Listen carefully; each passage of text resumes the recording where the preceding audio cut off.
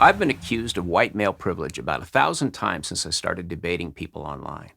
This really is an accusation. I am supposed to respond with a shamed apology. You see, based on two of my immutable characteristics, I am assumed to live a life free of struggle, where blessings flow toward me regardless of whether or not I deserve them. In fact, even if I do deserve them, I still don't deserve them. Because I'm a male Caucasian, and my supposed privilege is derived from the historic oppression of less fortunate people. So let's take a look. The following is my privileged timeline. My life at a glance, just the bullet points. I was born in the 50s. My father worked as a repairman in a typewriter and adding machine factory, and my mother stayed at home raising us kids. We'd moved around some, but by the time I started remembering my childhood, we lived in San Gabriel, California, in a house my parents bought for $18,000. That was about 3 years' salary for my dad. There were 6 and soon 7 of us in a 3-bedroom house. Neither of my parents had a college degree. They were scrimping and saving their way toward financial security. My neighborhood was at about the 2/3 line between poor and middle class. We butted up against North San Gabriel, and North San Gabriel bordered on the low-end side of San Marino. That was our version of Beverly Hills. That was where the rich kids lived, San Marino. Our house was about a mile from the least prestigious end of that shady hamlet. I was aware of what privilege meant very early on. The kids with brand new Schwinn Stingray bikes and clothes nobody had worn before, those kids had privilege. I wasn't one of them. My first encounters with minority kids were with the children of Mexican immigrants. The worst of these kids roamed the streets in packs, and I lived in constant fear of them. Because I was a white kid, I was assumed to have cash on me. I rarely did because us kids didn't get an allowance. But still, on a regular basis, 5 or 6 Chicano kids would slap me around, empty my pockets, and throw me into whatever shrubs were handy. This most often happened on the way to the local swimming pool. I can still smell the dusty oleander and feel the prickly leaves against my skin as I struggled out of that nasty, overgrown hedge, just a block from where my dad was working to earn the quarter I'd just been relieved of. I remember walking home with tears of anger and humiliation on my face, knowing that I would miss all the fun that day, because I had once again paid my white privilege toll. The siege continued until high school, where it ended in a minute. Freshman year, boys' locker room, small chubby kid being pushed around by a group of Hispanic kids.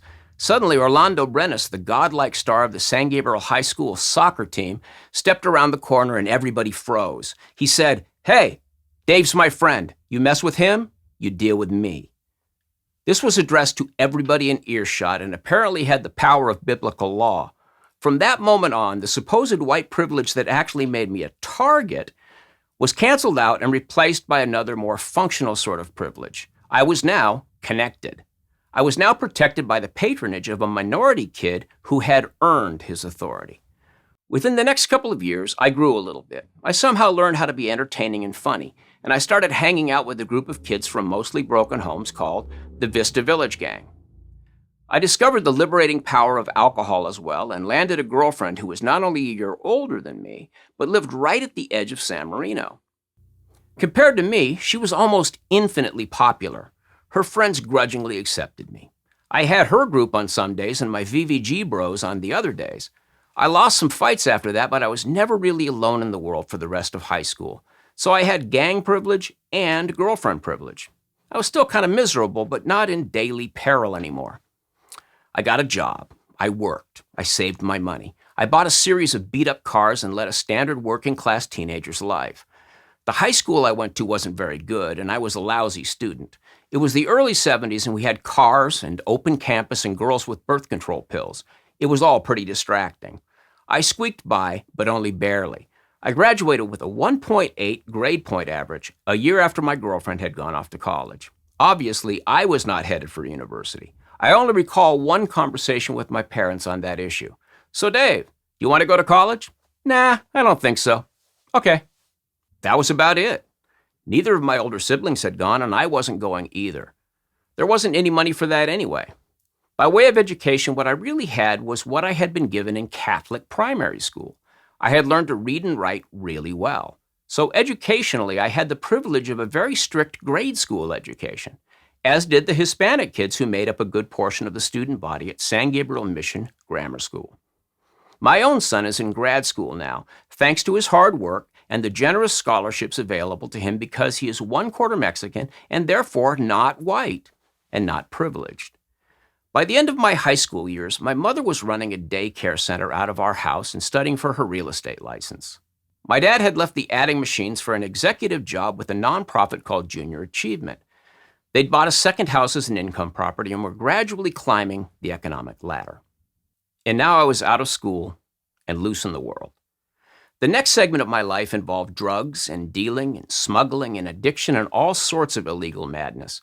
I'll skip over that now and cover it in future videos. Suffice it to say that between the ages of 19 and 28, I usually had drugs that other people my age wanted, and I got some social mileage out of that.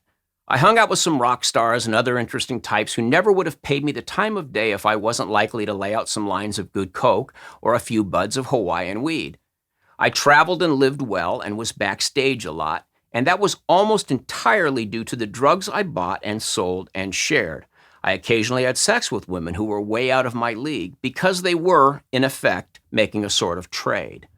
I was sort of a twisted version of an entrepreneur with an equally twisted form of popularity. And until it all came crashing down on me, I did indeed have a form of privilege. Again, it had nothing to do with either my race or my gender. After the crash, I was destroyed emotionally and physically. I crawled on hands and knees back into the blue-collar world. I started painting houses and slowly conquered my fear of labor. I live deep inside the working class now, the lower end of the working class. I passed my days in paint-spattered clothes. People looked through me like I wasn't there. The drugs were gone now, and so were the privileges that went along with them. I had only what I could scrape from the world like so much blistered paint. If I had any privilege at all in those years, it was very well hidden from me. But I found a good woman who loved me, and we made a couple of children who loved us both, and bit by bit, I turned into a human being at least partially deserving of that love. My home life was my privilege, just as it was for my Black and Hispanic neighbors on Broadland Avenue in Duarte, California. At age 30, I took my rudimentary songwriting skills onto a stage at a local open mic, and I found another source of privilege. Over the next 25 years, I got good at holding an audience with a song and some good stage patter. I started and ran a number of musical series, and at some point I realized that I had earned some standing in a large creative community. I now toggled back and forth between two worlds. Monday through Friday, I was the guy with sanding dust stuck to my skin, working and moving around in anonymity. No special treatment there. On the weekends, I was the guy with good songs and a decent voice, and gigs to offer my fellow performers. Privilege of a sort. And I was a dad, which is a straight-up service job with a spoonful of king mixed in. So, some minor amount of special treatment alternating with a major amount of hard, grinding work. Still nothing coming into my white privilege account. I painted houses for Black families, Hispanic families, and of course white families. None of them ever paid me for work I didn't do. Nobody ever came out and said, "Oh, don't worry about that prep work. We'll have the Black and brown people do that." I never got any white male privilege bonuses. But it is probable that I inherited the legacy of the millions of white guys who had dominated the trades up until that point. I sometimes thought that Black guys had a disadvantage there because Black contractors were less common and therefore might not be as quickly accepted as competent. So even if it played out in the humble world of house painting, I have to admit that being a white male did carry some privilege. It probably made it easier to get the work. It didn't make it any easier to do the work. Are there other walks of life where minorities and women have been less present and are therefore less trusted initially? Yes. But for the entire length of my working life, there has been an enormous effort made to overcome those stereotypes. As often as not, women and minorities are sent to the front of the line based on nothing but their color or gender. So where am I now? Now I am divorced amicably from that good woman. My kids are happy and healthy and seem fulfilled in their lives. I live in a 25-year-old RV that I bought with a chunk of money my siblings and I got when our dad died. $10,000 that I did not earn in any way other than childhood privation.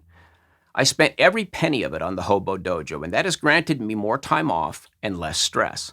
I'm permanently parked. I'm not roaming the streets. I make do with a few hundred square feet of room, and I'm grateful for it. I have long since stopped waiting for any sort of privilege beyond that which came from parents who saved their money and forced me to speak proper English. I fully acknowledge that as an advantage over those with parents who didn't do those things, whatever their color or gender.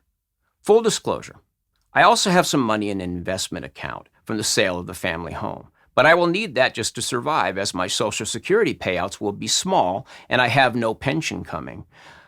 Again, that privilege comes from parents who saved their money in order to pass it on. A black guy with a city job or a female teacher will definitely be in better financial shape after retirement than I will.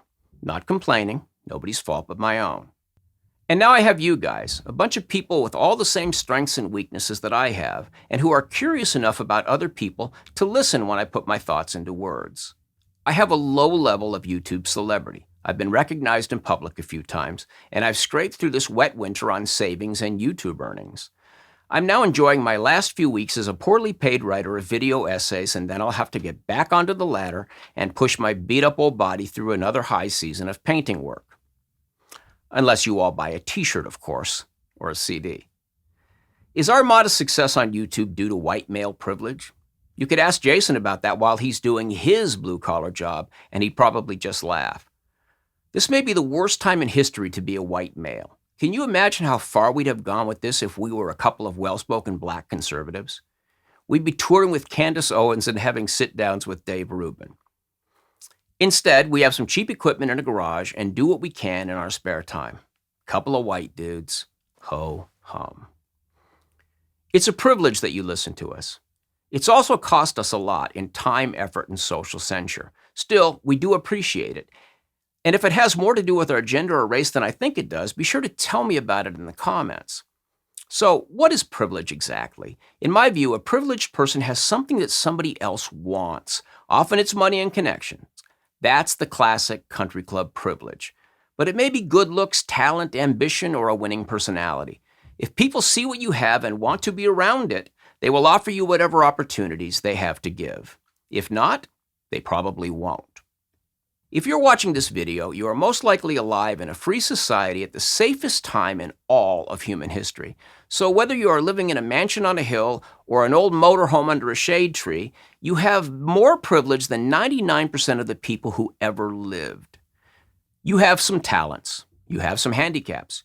You can spend your time complaining about somebody else who seems to have more than you do, or you can figure out what you're good at and get busy making it into something undeniable. The first option will make you annoying and bitter. The second option will set you free. Thanks for watching. If you like this video, subscribe to our channel and then click the little bell to get notifications.